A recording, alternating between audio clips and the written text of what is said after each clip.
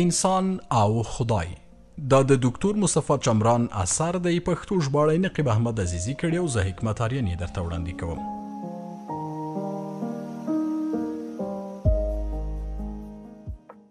د پنځو حواسو محدودیت انسان د خپل معرفت او له طبیعت سره د اړیکو په برخه کې له پنځو حواسو کار اخلي چې باصره، لامسه، سامعه، شامه او ذایقه ورته وایو. انسان د حواسو په لحاظ د شعور پنځه کاره کولی شي: ویني، لمسوي، بویوي، څکي او اوري. د انسان جسم د همدغو پنځو حواسو په مرسته د معرفت پوړۍ فتح کوي او د دغو پنځو حواسو نتیجه تجربي علوم دي. په دغو علومو کې فزیک، کیمیا، فیزیولوژي، بیولوژي یا ټول هغه څه شامل دي چې له طبیعت سره زموږ د پنځو حواسو د اړیکو په جریان کې تجربه کیږي. د تجربي علومو له ایجاد سره پر دې پوهیږو چې زموږ دغه ظاهري پنځګوني حواس د یو محدودیت په دایره کې دي. مخکې مو د مولانا بلخي دوه حکایتونه درته وړاندې کړل، خو اوس به دغه حسي محدودیت له فلسفي اړخه وګورو. د حواسو په هکله ویل کیږي چې د حقیقت پر مطلق درک حاوی نه دي، یعنی حقیقت زموږ تر حواسو لوی دی. د فلسفیانو له ډلې چې په دې هکله یې ګڼې خبرې کړي جورج برکلي، ډیویډ هیوم او ایمانویل کانټ دي. دوی پر دې باور دي چې زموږ پنځګوني حواس د حقیقت د فهم لپاره کفایت نه کوي. برکلی او هیوم د نور په هکله یو مثال ورکړی، وایي د نوي فزیک د علم پر اساس پوهیږو چې نور له الکترومغناطیسي څپو جوړ شوی. د الکترومغناطیسي امواجو مجموعه نور تشکیلوي او په طبیعت کې چې څه رنګونه راښکاریږي ټول د همدې نور نتیجه ده. سور، شین، تور، سپین، زرغون او نور رنګونه وینو. دغه فیلسوف پوښتي، وایي چې په طبیعت کې موږ قهوه‌ای رنګ وینو، خو آیا دغه رنګ رښتیا موجود دی که نه؟ په حقیقت کې رنګ نشته، یوازې د قهوه‌ای لرګي د نور انعکاس دی چې زموږ سترګو ته رارسیږي.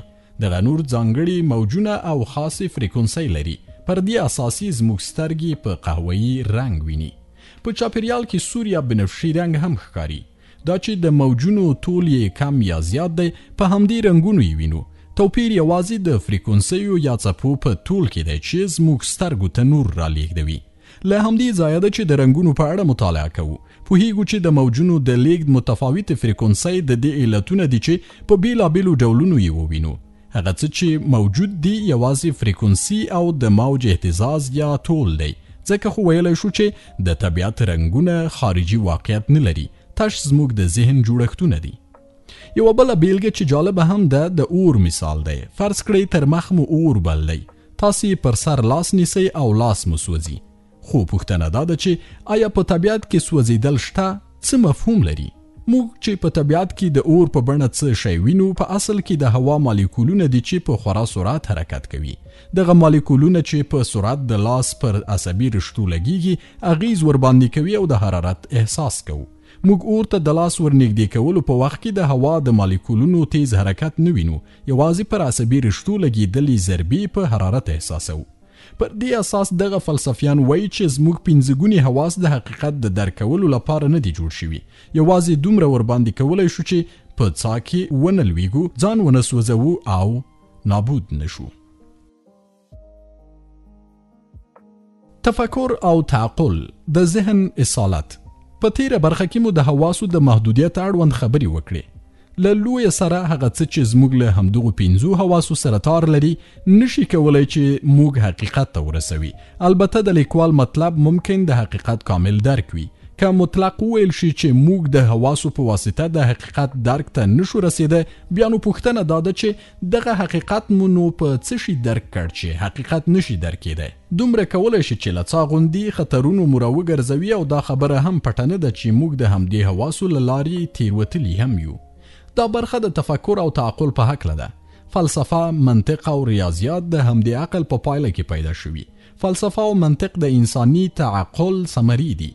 دغه مرحله د تجربي علومو په نسبت لوړه مرحله ده. تجربي علوم یوازې له باندنیو حواسو سره په اړیکه کې دي، مګر دا برخه زموږ له تعقل او تفکر سره تړاو لري او لکه مخکې چې اشاره وشوه، ریاضیات، منطق او فلسفه د همدې مرحلې زیږنده دي.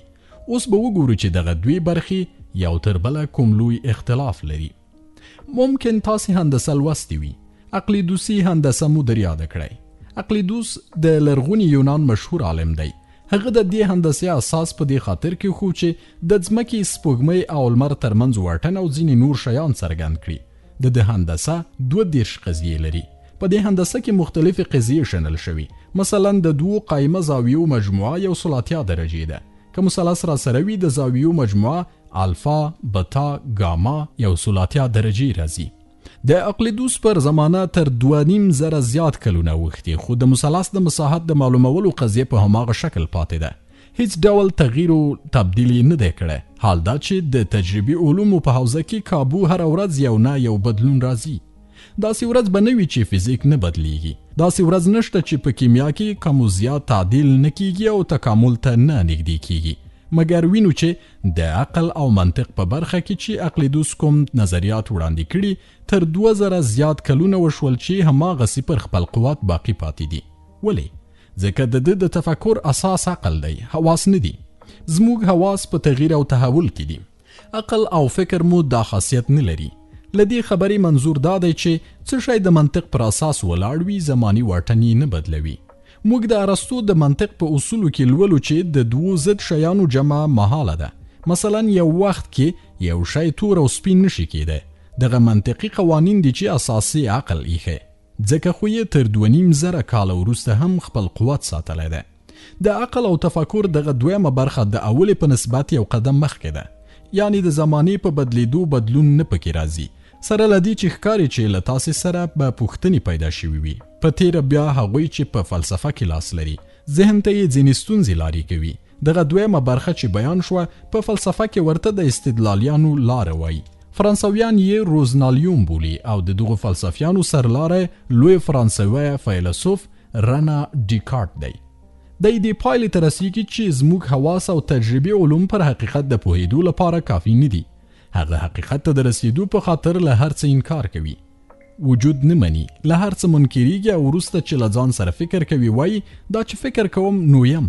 ښکاري چې کانټ تفکر او تعقل ته په اصالت قایلیږي. دی وایي زه چې فکر کوم یو شی منم یا ردوم، نو چې داسې ده زه یو شی یم چې عقل استعمالوم. له همدې ځایه ده چې خپل وجود ثابتېږي، وړاندې ځي او د خدای تر اثبات رسیږي.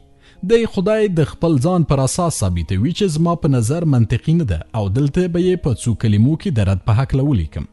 خبره دا ده چې دغه لوی فیلسوفان ځانونو ته د استدلال څښتنان وایي، خو زموږ ستر او قدرمن فیلسوف مولانا جلال الدین رومی وایي پای استدلالیون چوبین بود، پای چوبین سخت بی تمکین بود.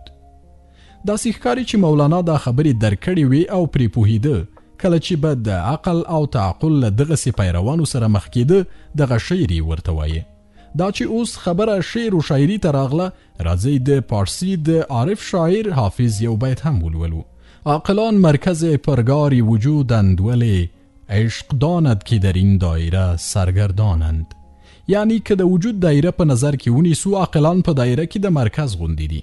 دا سمه ده چې ژوند ټول د عقل پر محور راڅرخي، خو له دې خبرو سره سره د عشق دایره، د روح او اشراق دایره هماغه درېمه برخه ده چې په هکله یې خبرې شوي.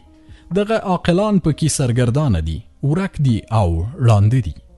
زموږ اسلامي فلسفه چې زر کاله له مولانا راهیسې کیږي په همدومره شدت او روښانتیا سره دغه فلسفیان ردوي. دلته غواړم د شهید مطهري د یو بهترین کتاب خبره وکړم. دغه کتاب اصلا د عامه طباطبایي کتاب دی چې د پر هغه حاشیې لیکلی دي، مګر دغه حاشیې په خپله یو ښه کتاب دی چې نوم یې ریالیزم یا تحقیقي فلسفه ده. ممکن په راتلونکو پاراګرافونو کې دلایل هم ورنه راوړل شي. مطهري په خپل کتاب کې د ډیکارت په هکله څه خبرې کوي. وګورئ چې د اسلامي تفکر د فلسفې یو لاروی په څومره پیاوړې بڼه د اروپایي فلسفیانو د فلسفې مشکلات مطرح کوي او له پښو یې غورځوي. مطهري ډیکارت ته وایي چې ښاغلی ډیکارت، ته راغلې کېناستې او له وجوده رانیولې، بیا تر هر څه له ټولو د انکار وکړ. ودې ویل چې په عالم کې هیڅ هم نشته، ځمکه، اسمان او وجود هر څه دې تردد او نفي کړل. بیا دې پسې زیاته کړه چې فکر کوي او یې. مطهري دلته وایي چې کله ته وایي زه فکر کوم نو یم، دا خو دې یوه منطقي رابطه جوړه کړه. دا دې له کومه کړه؟ کله چې ته عالم ردوي، تردوي او نفي کوي، حق نه لري چې دغه منطق ومني. که یو څوک دنیا نفي کړي نو دا سمه ده چې راشي او ډیالکټیک یا د ارسطو منطق ومني. دا خو د عقل خلاف کار دی. مطهري ډیکارت ته په خطاب کې وایي تا چې هر څه رد کړل حق نه لري چې راشي صغرا او کبرا تعیین کړي. نتیجه ګیري وکړي او ووایي چې فکر کوم نو یم. ښاغلی ډیکارت پر دې اساس خو څرګندېږي چې په ضمیر کې دي ځینې بنسټونه او شیان پراته دي او د هغو له جملې که ته وغواړې که نه ځینې دې منلي او نه پوهېږي چې هغه دې منلي دي. یعنی فطري دي په لاشعور کې ځینې شیان شته چې اوس د هغو پر اساس حکم او قضاوتونه کوي، مګر که دې زړه وي چې له اغیزې ځان خلاص کړي بالکل نشي کولی چې په دغه طبیعت کې حقیقت ته ورسیږي. دا ډیر ښه استدلال دی. خدای دې زموږ دغه لوی عالم شهید غرقي رحمت کړي. اوس چې موږ په دویمه برخه کې خبرې کوو، غواړم یو ډیر پریکنده علمي دلیل راوړم چې خورا زده کړه ځینې کیدای شي. سر له اوسه وایم چې زموږ دویمه برخه پر دې معنا نه ده چې عقل رد کړو، فلسفه ونه منو او له فکره لاس واخلو. دغسې چې مې لومړی برخه رد کړه منظور دا نه دی چې تجربي علوم او فزیک او کیمیا رد کړم، خو وایم چې د هر څه لپاره خپلې محدودې پولې دي او تر دې اندازې ورهاخوا له دغو علومو هم اضافه توقع نشي کیدی. په دویمه برخه کې مو د ریاضیاتو او هندسې په باره کې بحث وکړ. اقلیدوسي هندسه اقلیدوس په پخواني یونان کې مطرح کړه. دی په سکندریه کې اوسېده او دغې هندسې اساس یې پر 32 قضیو کېښود. تاسې پوهیږئ چې د دې هندسې اساس پر یو اصل ایښودل شوی او هغه اصل وایي که یو خط ولرئ د دلتا خط او یو نقطه ولرئ، له هغې نقطې چې له دلتا خارجه ده تر دلتا پورې یوازې یو خط موازي رسمولی شئ. اقلیدوس د دغه اصل پر اساس چې له یوې نقطې یوازې یو موازي خط له دغه خط سره رسمیدی شي 32 قضیې ایجاد کړي. اوس نو که موږ د اقلیدوس دغه اساسي اصل ورسره ومنو، دغه 32 قضیې به یې تل تر تله صحیح او بې بدلونه منو. د اقلیدوس دغه اصل چې ګواکې له یوې نقطې څخه یوازې یو خط له بل خط سره موازي رسمولی شو، د دې ټولو قضیو د رامنځته کېدو بنسټ دی. خو د متحري په څیر زه هم پوښتم چې د ښاغلي اقلیدوس څنګه سرخلاص شو چې له دې نقطې یوازې یو موازي خط له بل خط سره رسمیدی شي. هغه یې اثباتولی نشي. هیڅ منطقي دلیل نه لري چې ګواکې له دې یوې نقطې تنها یو خط د بل خط موازي رسمیږي. یوازینی ځواب به دا وي چې زه په طبیعت کې همداسې وینم. کله چې خښتو ته وګورم هلته هم احساسوم چې له یوې نقطې څخه یو خط له بل سره موازي تیر شوی. یعنی اقلیدوس د دې اصل په بیان کې بیرته پر حواسو تکیه کوي. وروسته چې کومې اړیکې او ضوابط بیانوي عقلاني او بې بدلونه دي، مګر اساسي اصل یې د حس پر بنسټ ولاړ دی. خو مخکې مو وویل چې حس تیروزي، بدلیږي او له فزیک او کیمیا سره ګډ د تکامل په حال کې دی. موږ وینو چې په هماغه پیړۍ کې یو لوی الماني ریاضي پوه ریمان پیدا کیږي او وایي چې د اقلیدوس اصول نه مني. ولی؟ ځکه اقلیدوس خپل محیط ته له یو کوچني اطاقه ګوري، د خښتو موازي زولو ته انکشاف ورکوي او بیا یې د ځمکې پر ټوله کره تطبیقوي. ریمان وایي چې د ځمکې دا لویه کره په نظر کې ونیسئ، ټولو خطونو ته پام وکړئ چې همدا اوس سره موازي دي. د ځمکې ټول مدارونه له استوا خط سره موازي دي، مګر کله چې دغه خطونه قطب ته رسیږي یو بل سره قطع کوي. پر دې اساس نشي کولای چې له یوې نقطې څخه یو خط له بل سره داسې موازي رسم کړي چې هیڅ کله یو بل قطع نه کړي، ځکه چې ځمکه کروي ده، مسطح نه ده. د دې کروي دایرې پر سطح چې هر خط له کوم سره موازي رسموي هرومرو به په یوه نقطه کې یو او بل سره قطع کړي. دلته سړی یو شاعرانه خیال هم کولی شي. مثلا په دنیا کې دایمي بدلون نشته، موازي لیکي به هم یو وخت وصلیږي. ریمان په دې ډول اقلیدوسي هندسه ردوي او وایي چې که موږ د ځمکې ټوله کره په نظر کې ونیسو، دا چې پر ځمکه د استوا کرښه تیره شوې، نو کله چې دغو مختلفو موازي مدارونو ته وګورو او بیا هغه مثلث پرې وکاږو چې اقلیدوس ایجاد کړی، وبوینئ چې د ځمکې پر کره د دغه ایستل شوي مثلث د الفا، باتا او ګاما زاویو مجموعه تر 180 درجې زیاته وي. په دې ډول ریمان یو بل اصل راوړ چې ګواکې نشو کولای له یوې نقطې یو خط له بل سره موازي رسم کړو. وینئ چې د 32 داسې نوې قضیې رامنځته کړې چې د اقلیدوس له قضیو سره مخالفې دي.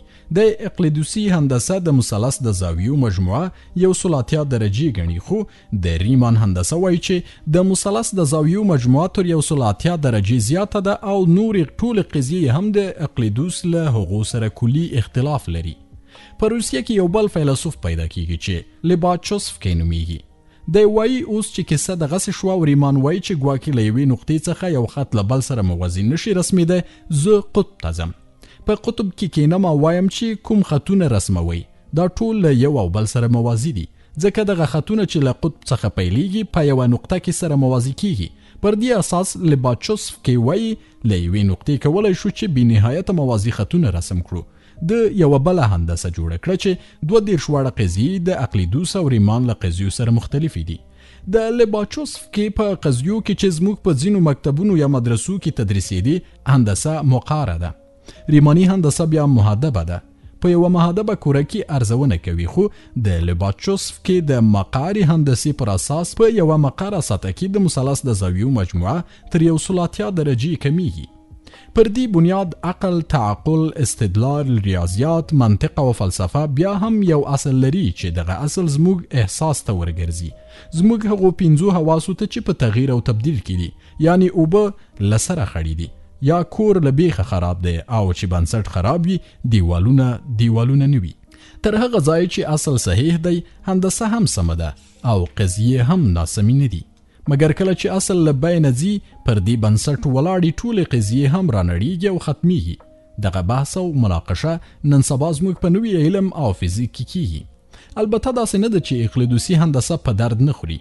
د محدودو او کوچنیو سطحو لپاره هم دا هندسه صحیح ده، خو کله چې راکټونه او فضایي سپوږمکۍ حرکت کوي او په لویو بعدونو کې د انشټاین د نسبیت له تیوري سره سروکار پیدا کوي، هلته فضا مهدبه ده او د اقلیدوسي هندسې پر ځای اړتیا ریماني فزیک ته ده.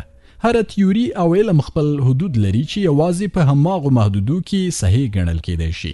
دغه موضوعات که څه هم ما د ریاضي پر ژبه تشریح کړل، خو هماغې پایلې ته رسیږو چې مولانا 1000 کاله پخوا پرې رسیدلی و.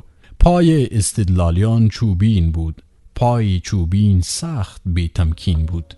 درته وینو چې د هغو فلسفیانو او د تعقل او تفکر د هغو پیروانو پښې ګوډې دي چې وایي هر څه د عقل په خاطر منځته راغلي دي.